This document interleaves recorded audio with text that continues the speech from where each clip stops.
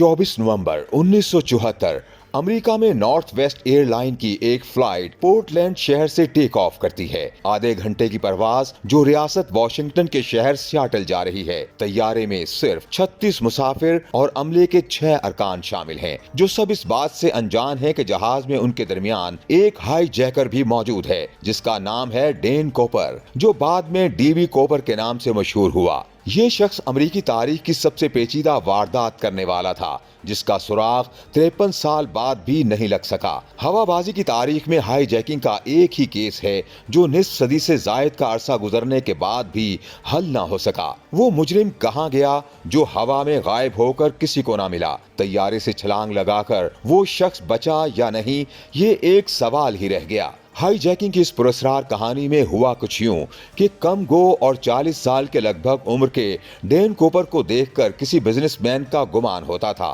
तैयारे की पिछली नशिस्त पर बैठकर उसने सिगरेट जलाई और एक ड्रिंक का ऑर्डर दिया। जहाज ने उड़ान भरी तो दिन के तकरीबन 3 बजे डेन कूपर ने एयर होस्टेस को बुलाया और उसके हाथ में एक नोट थमा दिया, जिस पर लिखा था, मेरे ब्रीफ केस में एक बॉम्ब है, मैं चाहता हूँ तुम मेरे बराबर में बैठ जाओ। एयर होस्टेस शाफनर ने हिदायत के मुताबिक अमल किया। कूपर ने ब्रीफ केस को हल्का सा खोलकर अंदर की एक झलक दिखाई। होस्टेस को सिर्फ यही नजर आया कि उस ब्रीफ केस में तारें और लाल रंग की स्टिक्स मौजूद थीं। ये बॉम्ब था या कुछ और, कोई नहीं जानता था। इस दौरान डीबी कूपर ने उसे अपने बाकी मुतालबात यानी $2 लाख और 4 पैराशूट्स की डिमांड रखी, जो सीटल एयरपोर्ट पर लैंड करने के बाद दिए जाना था। एयरलाइन के मालिक की जानिब से हाई जैकर के मुतालबात को तस्लीम करने की हिदायत दी गई। पुलिस और फजाई अमले की जानिब से एयरपोर्ट पर रकम और पैराशूट को इकट्ठा किया जा रहा था और दूसरी जानिब पायलट तैयारे को एयरपोर्ट के गिर्द चक्कर दे रहा था। इस मौके पर मुसाफिरों को कुछ नहीं बताया गया और इतना ही कहा गया कि एक मामूली मसले की वजह से तैयारे का ईंधन जलाया जा रहा है। 3.5 घंटे तक हवा में रहने के बाद तैयारा लैंड हुआ, जिसके बाद हाई जैकर को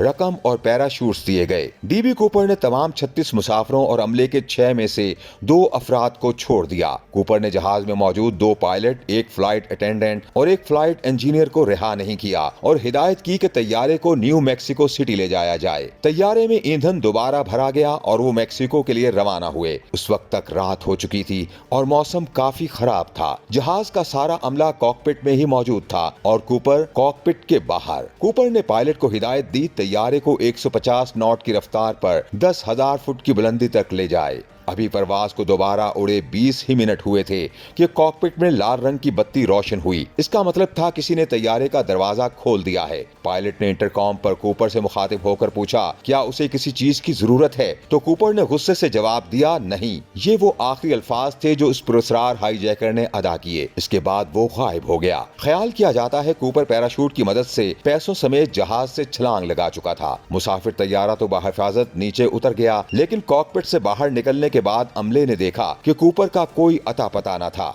1971 से 2016 तक FBI ने डीबी कूपर का सुराग लगाने की पूरी कोशिश की और रिकॉर्ड के मुताबिक ये एक सफेद फार्म शख्स था, जिसका कद 6 फुट 1 इंच और वजन 77 से 80 किलोग्राम, उम्र 40 से 50 साल के दरमियान, भूरी आंखें, सियाह बाल काबिल जिक्र थे। FBI ने सुराग लगाने के लिए हजारों अफराद से पूछताछ की और वाकये के 5 साल बाद तक 800 से ज्यादा अफराद को मुश्तबा करार दिया, मगर कोई भी मुजरिम साबित न हो सका। तैयारे में डीबी कूपर ने बहुत कम सुराग छोड़े थे, जिनमें सिगरेट के चंद टुकड़े, नशिस्त पर एक बाल और टाई, मगर किसी भी शय पर फिंगरप्रिंट नहीं मिल सके। 1980 में एक बच्चे ने कुछ ऐसा दरियाफ्त किया जिससे उस केस के बारे में दिलचस्पी एक बार फिर बढ़ गई। 8 साला ब्रायन इनग्राम वाशिंगटन के दरियाए कोलंबिया के किनारे पर खेल के लिए खुदाई कर रहा था जब उसने $20 के नोटों का एक बंडल दरियाफ्त किया, जो मजमूई तौर पर $5,800 थे।